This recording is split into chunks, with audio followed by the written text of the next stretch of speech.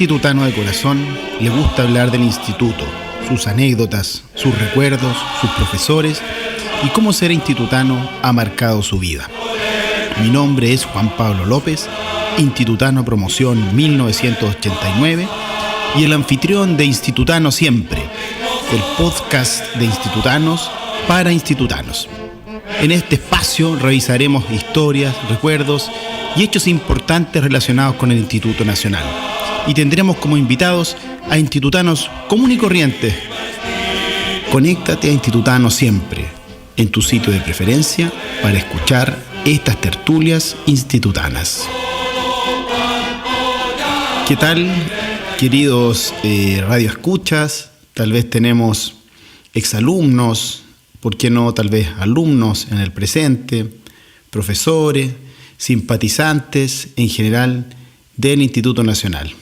Quiero primero presentarme.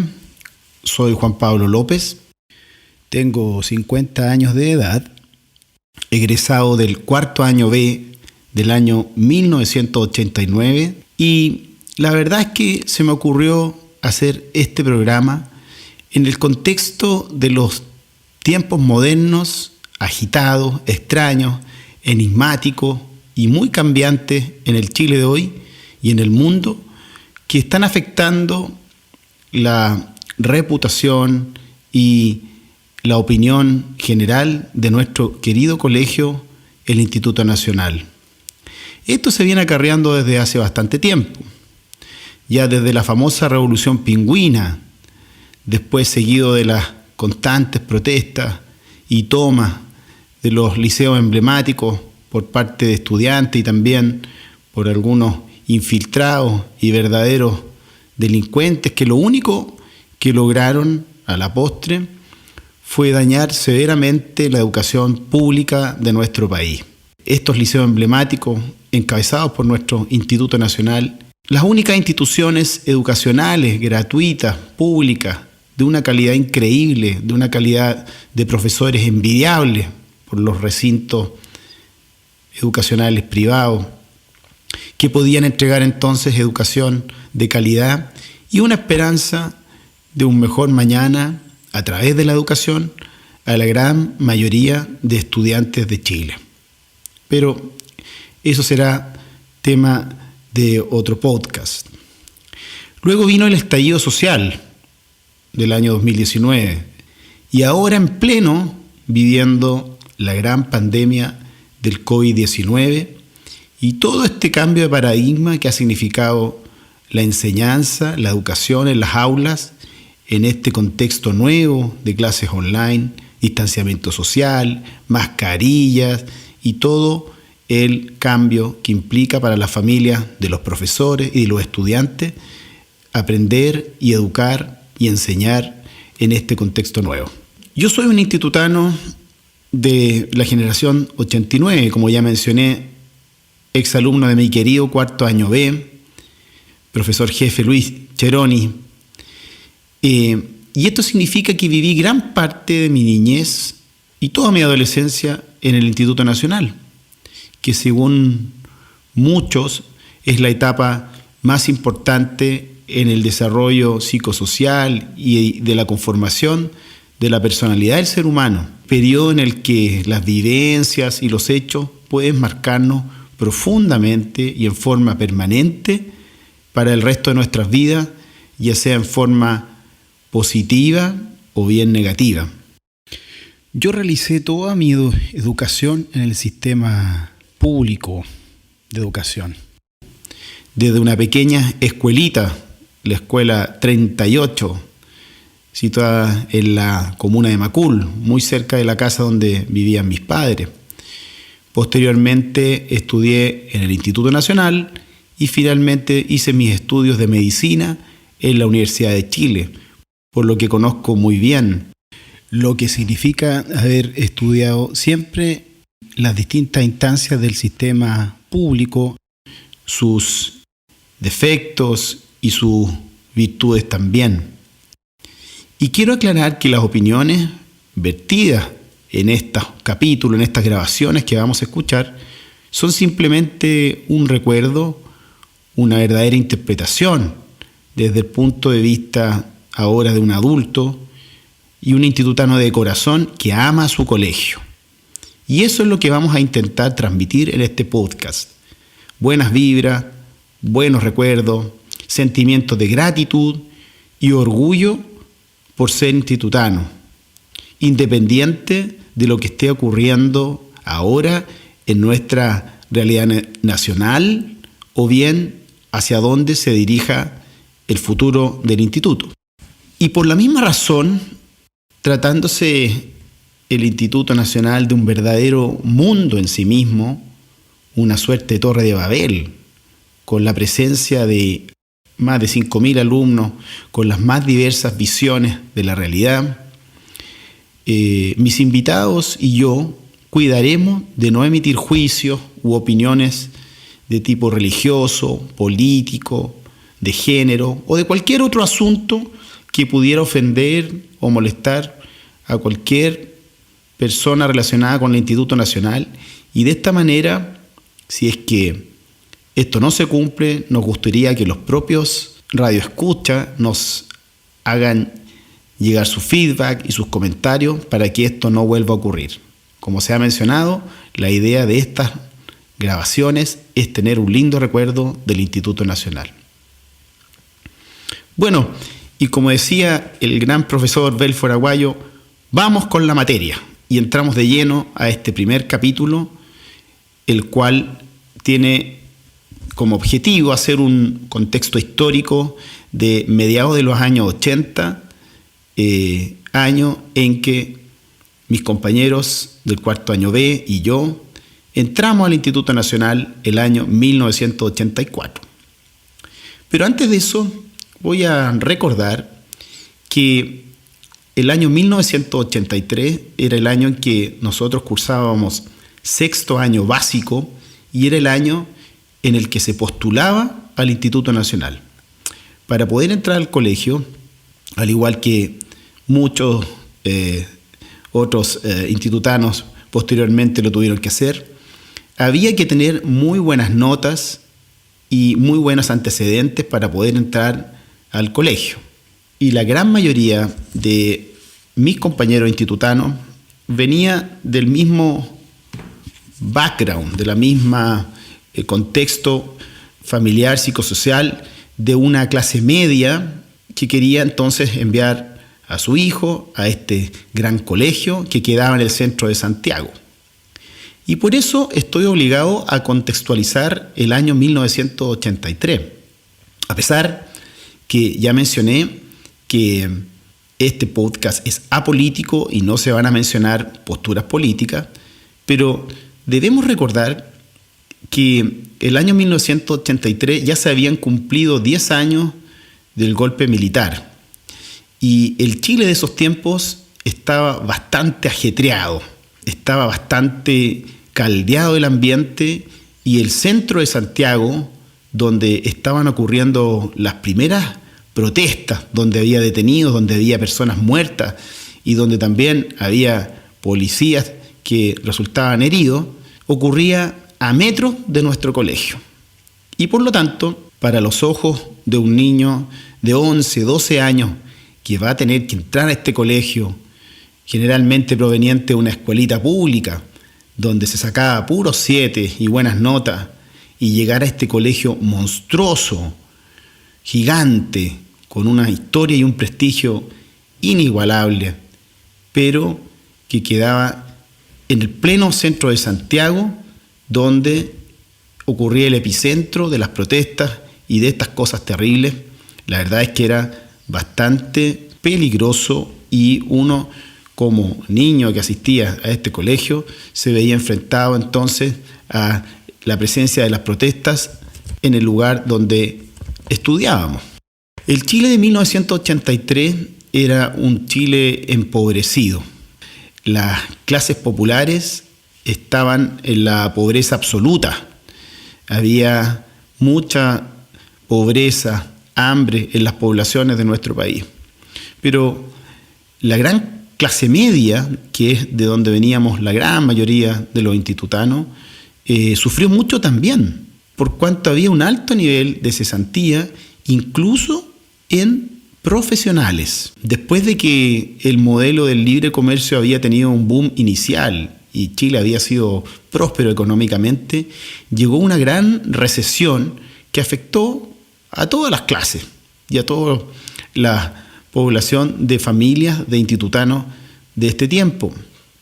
La economía de ese tiempo se contrajo en un 15%, y no olvidemos que la inflación, que tanto nos preocupa hoy en día, el año 2022, en esos tiempos alcanzó un 30%.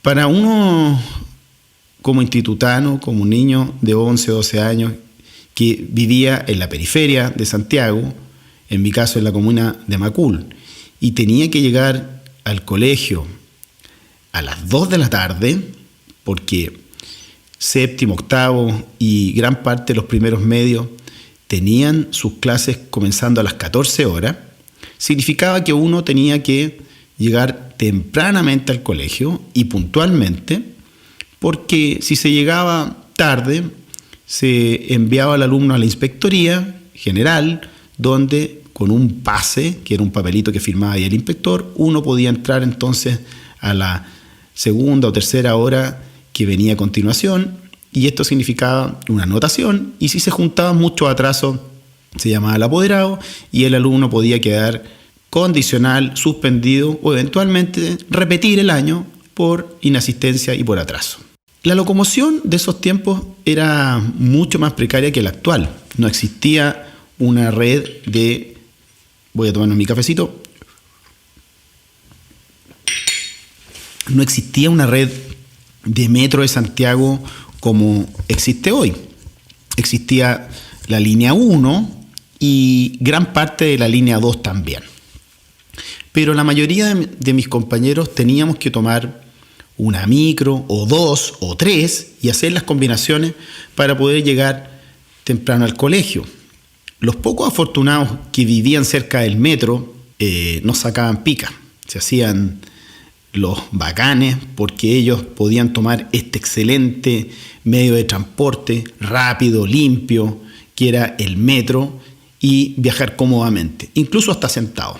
El resto de nosotros, en cambio, debía tomar estas micros muy viejas, muy deterioradas, pequeñas, donde nosotros éramos el enemigo número 1 del chofer, que odiaba que se subieran los escolares, porque los alumnos de básica no pagaban pase escolar y por otra parte ocupábamos mucho espacio. Así que ya era una gran hazaña tratar de que la micro se detuviera. Generalmente nosotros nos poníamos un poco escondidos cerca de algún adulto que iba a tomar la micro y apenas estos subían, nosotros inmediatamente subíamos atrás. ¿Para qué decir cuando existía clase de música? Recuerdo a un gran amigo, Sergio Pollo Rodríguez, que estaba un curso más arriba que yo, que tenía un bombo chilote para las clases de música y otros instrumentos musicales, y era una verdadera odisea verlo subir a estas micros lleno de todos estos instrumentos colgando en sus hombros y haciéndose espacio entre la gente para poder llegar entonces al colegio con toda esta parafernalia y todos estos instrumentos colgando. Entonces, nuestra lucha comenzaba en primer lugar por tratar de tomar una micro y por tratar de llegar a la hora.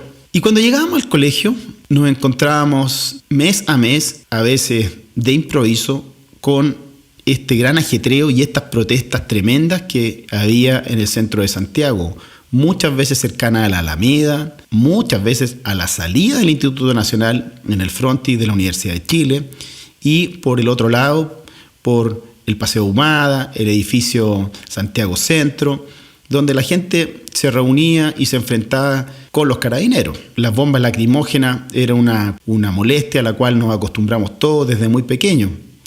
Y pese a que muchos de nosotros conocíamos el centro, en mi caso había ido muchas veces al centro de Santiago, muchas veces acompañando a mi abuela, que conocía muy bien el centro, y conocíamos los lugares más turísticos y las calles principales.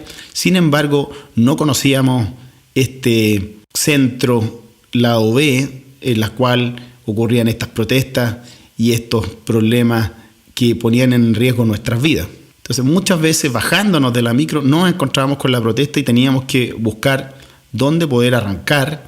Y en mi caso, que la micro me dejaba en la vereda norte de la Alameda, tenía que cruzar la Alameda, generalmente a través del paso del metro, para poder llegar a la Universidad de Chile y de ahí al colegio.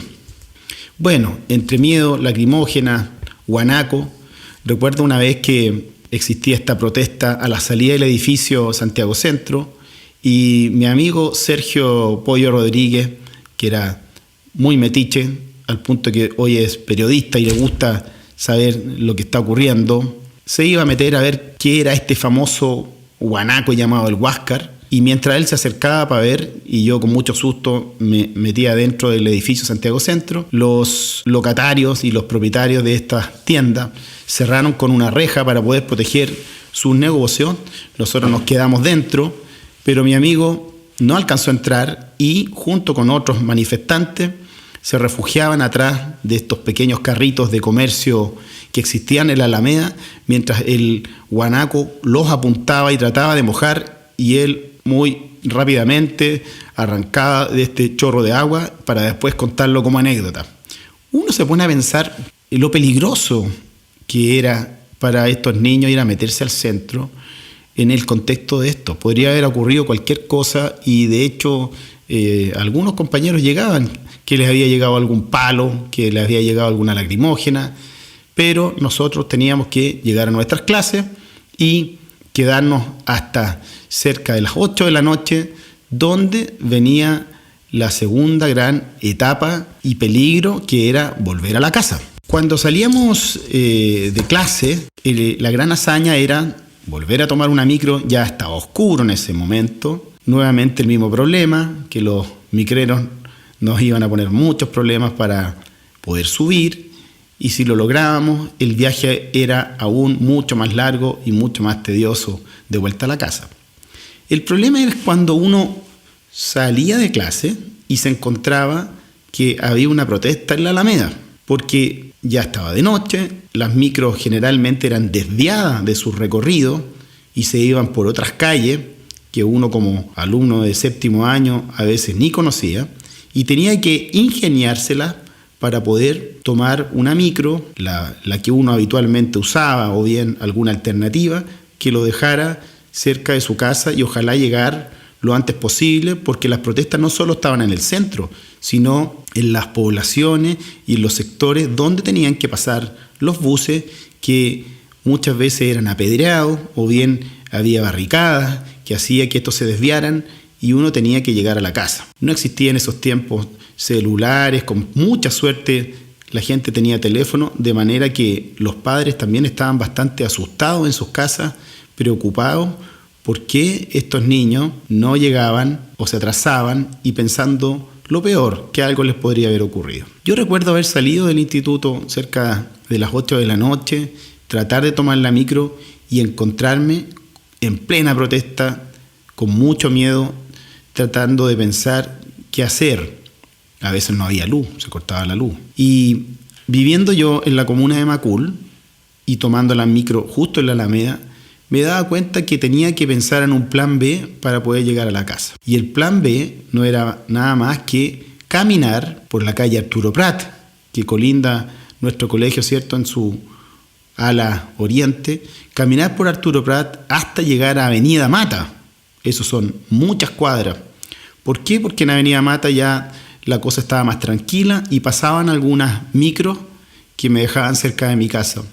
Recuerdo haber hecho esto varias veces, junto con mi amigo Sergio Pollo Rodríguez o con mi hermano Jorge, también muy asustados, pero al final era lo más seguro para nosotros para poder llegar a la casa. Finalmente ya nos acostumbramos a las protestas y muchas personas y muchos compañeros preferían no asistir, porque ya se sabía cuándo iban a hacer las protestas, se concertaban y se fijaba una fecha, no asistir esos días al colegio. Y mi mamá, que era bastante aprensiva en ese tiempo, ya cuando sabía que iba a haber protestas, no nos mandaba al colegio. Yo tuve varias ausencias a clases durante mi séptimo año, producto de esto, y muchas veces estas llamadas protestas a veces eran falsa alarma, así que finalmente tenía mucha ausencia a clase por razones verdaderas y otras no tan justificadas, pero nunca estuve en riesgo de de quedar suspendido o de repetir por la falta a clase. Y afortunadamente tampoco nunca nos pasó nada grave que pusiera en riesgo nuestra integridad producto de estas protestas en los años 80. En suma, para cerrar este capítulo, quiero decir que el año 1983 fue un año difícil, un año de mucha cesantía, donde varios de los futuros compañeros que tuvimos en el instituto enfrentaban problemas económicos y sociales, mucha cesantía, algunos de nuestros compañeros con sus padres trabajando en el programa de empleo mínimo de ese tiempo, el famoso PEM y el POG, otros compañeros pasando problemas económicos, pero finalmente nosotros logramos entrar al instituto, logramos entrar a este nuevo colegio, logramos acostumbrarnos a este sistema de transporte para poder llegar al colegio y logramos habituarnos y a convivir frente a este ambiente adverso que eran las protestas sociales en el centro de Santiago, y logramos sobrevivir y salir fortalecidos y, por qué no decirlo, tuvimos que madurar a la fuerza en este sentido, en este ambiente tan inhóspito que rodeaba todo lo que significaba llegar al colegio para cumplir nuestro objetivo principal, que era ir a estudiar e ir a aprender. En el próximo capítulo vamos a conversar de lo que significó llegar al instituto, los primeros días, las primeras impresiones y las primeras emociones de llegar a este nuevo colegio. Y con esto termina la conversación de hoy. Soy Juan Pablo López y esto es Institutano Siempre, el podcast de institutanos para institutanos. Si te gustó el programa, por favor, suscríbete de manera que podamos formar una gran comunidad de radioescuchas institutanos. Muchas gracias por escuchar. Hasta la próxima.